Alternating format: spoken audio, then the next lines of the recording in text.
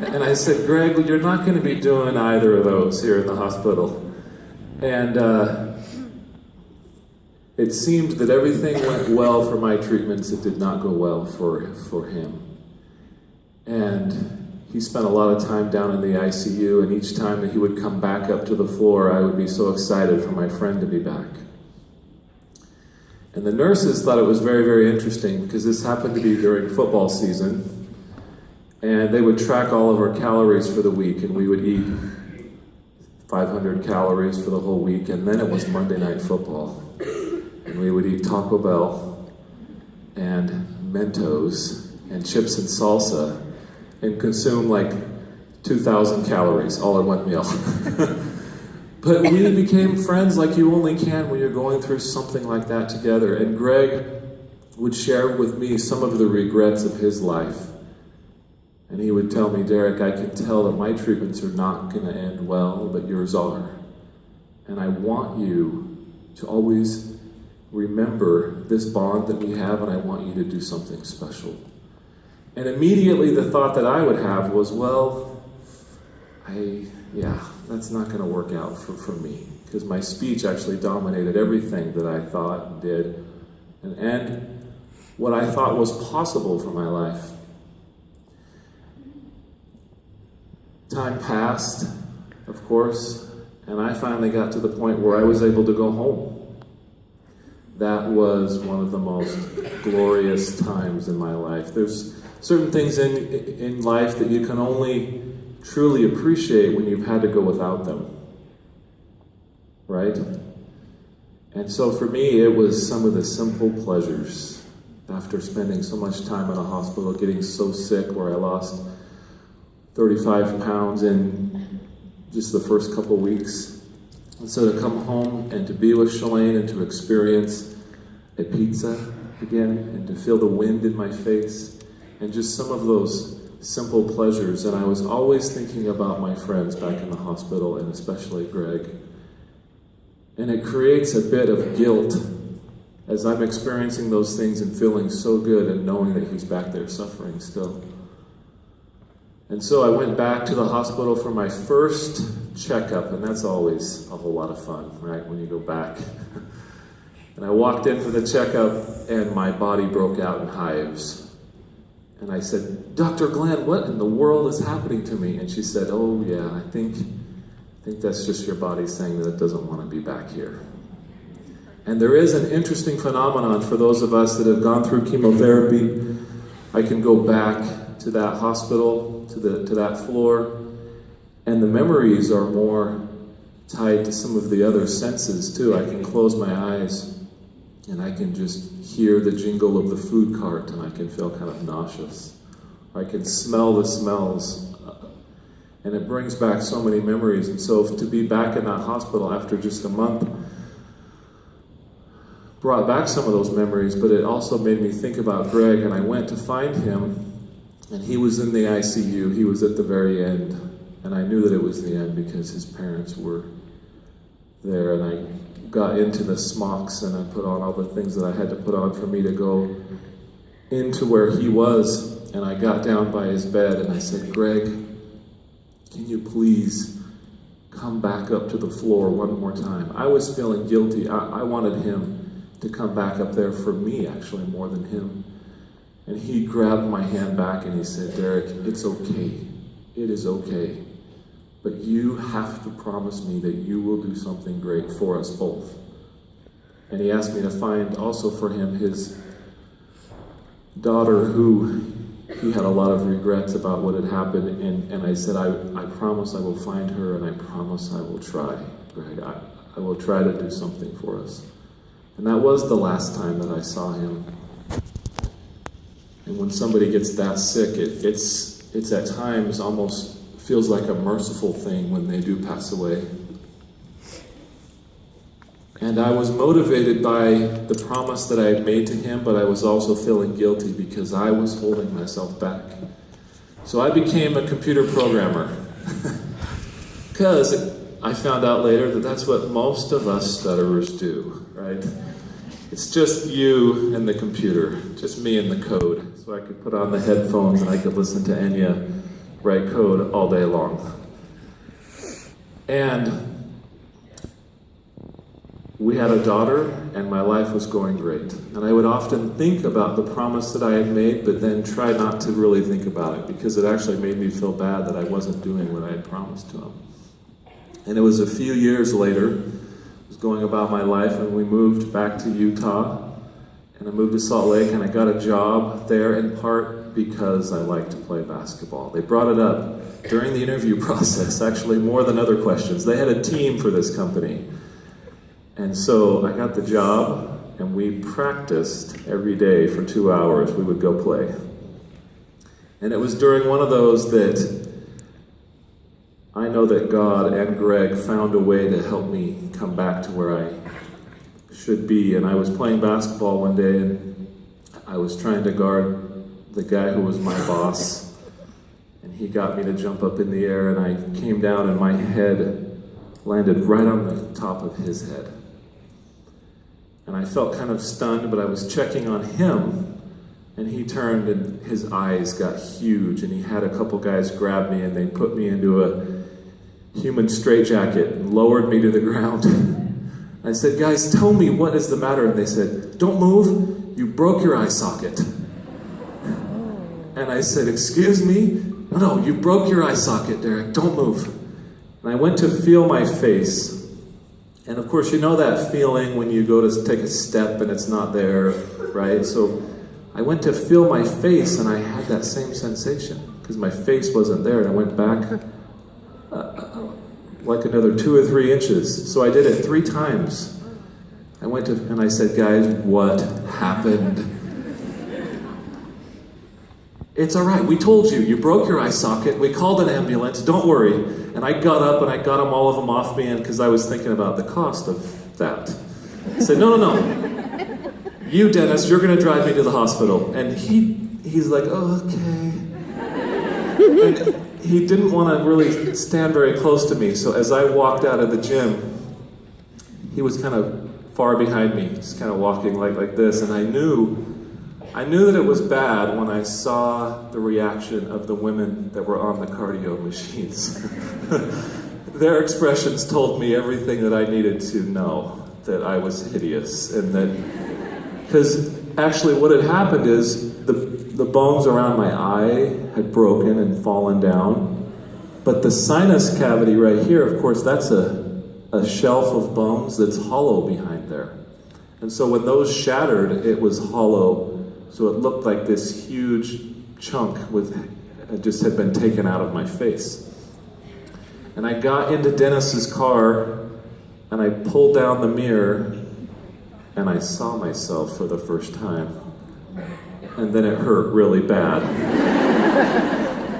As I saw, and I said, "Oh," and he said, "I told you." And I said, "Dennis, get there fast, please." And he's driving. And just like a typical man, he got me up to the hospital, pulled it up to the curb. "Okay, so you good then?" And I walked into the emergency room all by myself. And there was one guy in there with his arm in a sling right up on the front row. I walked by him, and he looked at me like that, and I walked up to the counter, and the lady said, "Please sign in, put your name." Oh. And she patted her chest. She goes, "Just a second." And she ran around behind the wall, and I heard her say, Doctor, come out here. There's a man, he looks like he got hit in the face with a hammer." And the doctor said, "We'll check him in." And she said, "No, please, come out here." And I saw the doctor put his head around the wall, and even his eyes flinched for just a second. And he goes, "Well, that's fine, get him checked in." And so she did. She took me through the whole thing, asked for my insurance information. She couldn't abide to actually make eye contact with me. She was looking down. Finally, she got me in, and they got me back on the gurney, and they hooked me up to morphine. You had that before? Push the button. It's nice. But it only works every 10 minutes, right? I didn't know that. Kept pushing it. It's not working anymore. But they were giving me lots of attention until 2 skiing accidents, people who were dying, came in. So I sat there for 4.5 hours waiting to be seen. I kept pushing the nurse button. And they came in and said, "Mr. Maxfield, we know you are hurting. These people are dying." And then finally I said, "How do you know I'm not dying?" I was thinking about everything that could be happening, because by then I'd feel my face and it was way out here. It was a big swollen mess. Finally, the doctor came in, took me back. They did some kind of scan, of course, and he came in, and this is exactly what he said. Oh wait, I left out a detail. I always forget this part. Thank you, Shalane. Back before they actually took me back, I turned around, and that guy with his arm in a sling said, "You can go ahead of me." And that's how I got back first. But anyway, he came in, and this is exactly what he said. He said, "Well, you broke your face, but it's purely cosmetic. There's way too much swelling, but we do have a doctor right here on staff who can fix it for you. But there's far too much swelling now, so come back on Wednesday." So, of course, this was Friday. I walked out the same way that I walked in. I went home, and I went to church on Sunday. And I walked in, and I always had this joke with my wife, Shalane, that I wanted to get a black eye. And she would always be like, "Derek, you're never going to get in a fight. You're not going to get a black eye." And I walked in, "Huh?"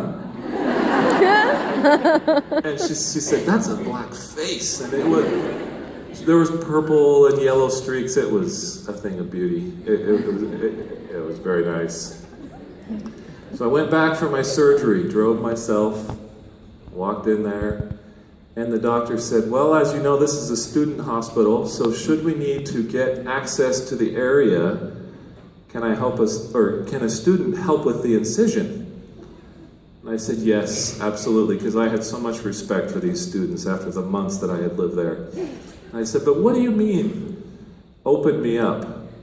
And he said, "Well, your damage appears to be fairly extensive, so we're going to try to go in with some instruments, but if we can't, then we're going to have to pull your face back."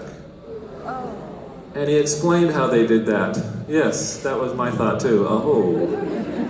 And he said, "But don't worry, we're going to cut in like a zigzag pattern so you won't have a calic." Yes, that's how I felt. Yes, I was supposed to be grateful for that. Oh, thank you. Don't get a calic. So, I mean, how did he do? I don't have a calic, right?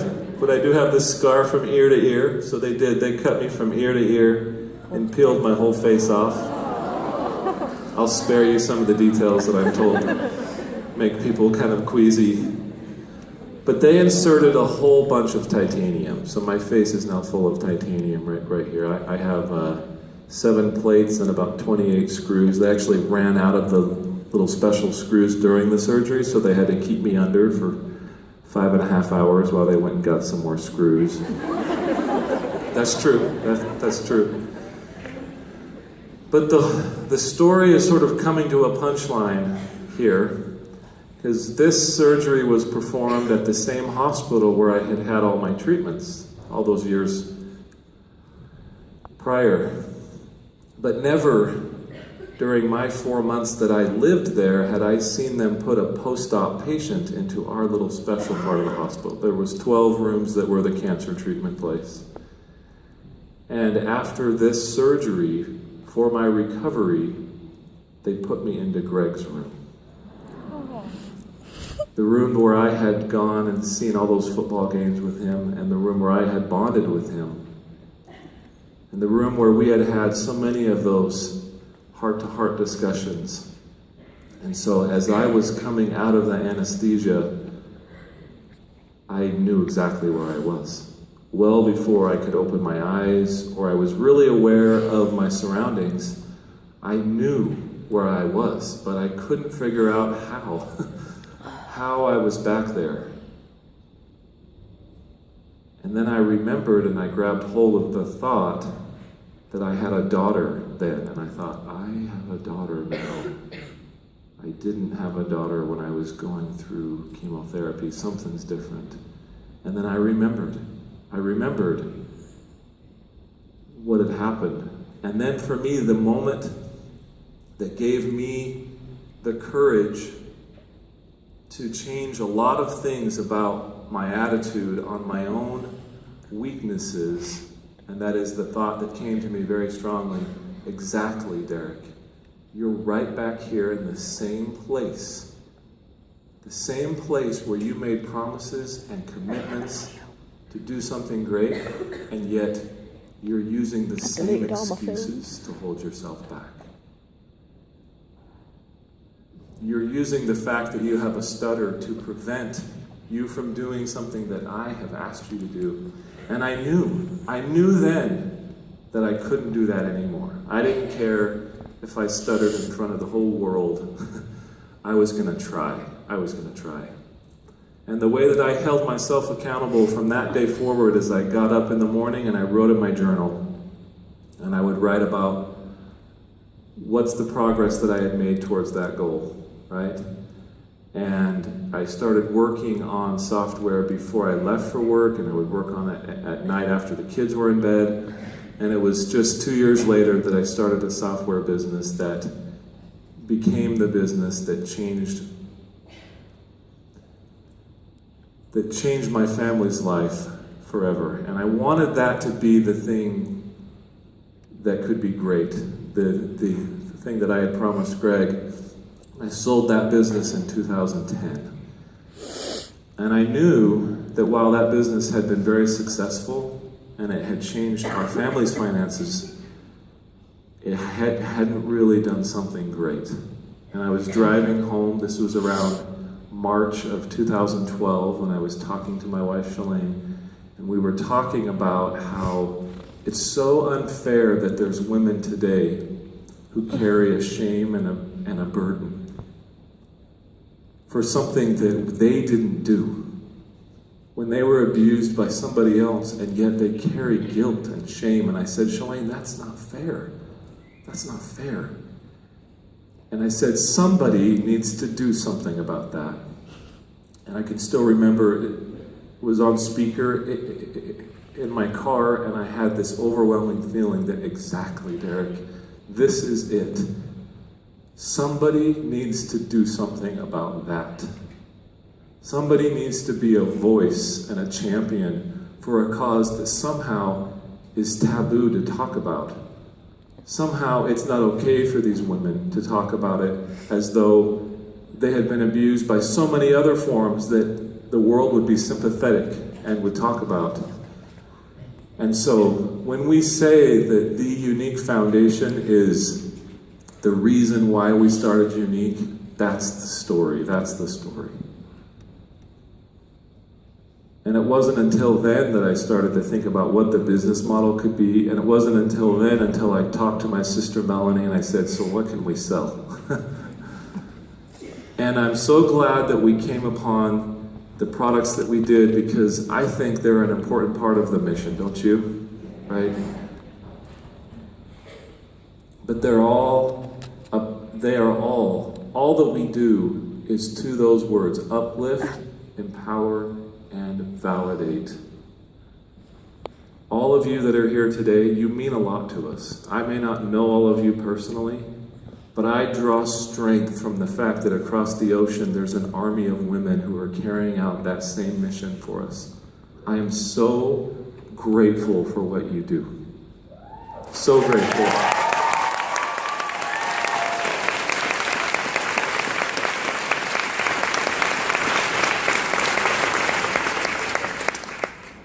The day that we were traveling here to the UK to meet with 1,000 of you, there were 10 women back in Utah that were experiencing a retreat. Because of the success of this business, it is funded and it will continue to fund, and we will put our last dollar to that cause for as long as it takes.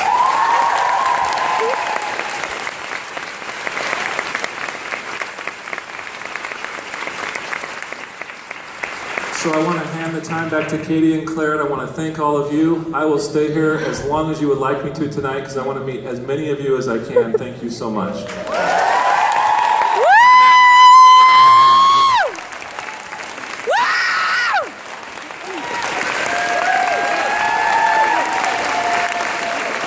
뭐든 좋습니다.